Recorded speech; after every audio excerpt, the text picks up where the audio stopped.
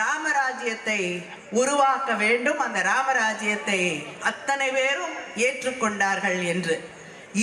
இவர்கள் உருவாக்க நினைக்கக்கூடிய ராமராஜ்யம் என்பது யாருக்கும் எந்த உரிமையும் அற்ற ஒரு ராமராஜ்யம் என்பதை நீங்கள் புரிந்து கொள்ள வேண்டும். அது ராமராஜ்யமாக இருக்காது, மோடி ராஜ்யமாக, RSS ராஜ்யமாக, பஜ்ரங்கள் ராஜ்யமாகத்தான் இருக்கும் என்பதை நீங்கள் புரிந்து கொள்ள வேண்டும். தமிழ்நாட்டிலே இருக்கக்கூடிய நம்முடைய கனவு என்பது ராமசாமி ராஜ்யம், ஈவே ராமசாமி ராஜ்யம். அந்த ராஜ்யத்தை நாடு முழுவதும் உருவாக்கி காட்டுவோம். அதுதான் இந்தியாவுடைய வெற்றி. நாடாளுமன்றம், இந்த ஆட்சி மறுபடியும் வந்தால் நாடாளுமன்றம் நாடாளுமன்றமாக இருக்காது.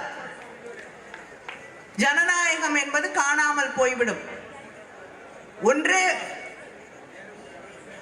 சென்ற நாடாளுமன்ற கூட்டத்தொடரிலே பொதுவா திரு மன்மோகன் சிங் அவர்கள் பிரதமராக இருந்திருக்கிறார். நான் அப்பொழுது நாடாளுமன்றத்தில் இருந்திருக்கேன். அவைக்கு வருவார். எனக்கு தெரிந்த எல்லா பிரதமர்களும் அவைக்கு வருவார்கள்.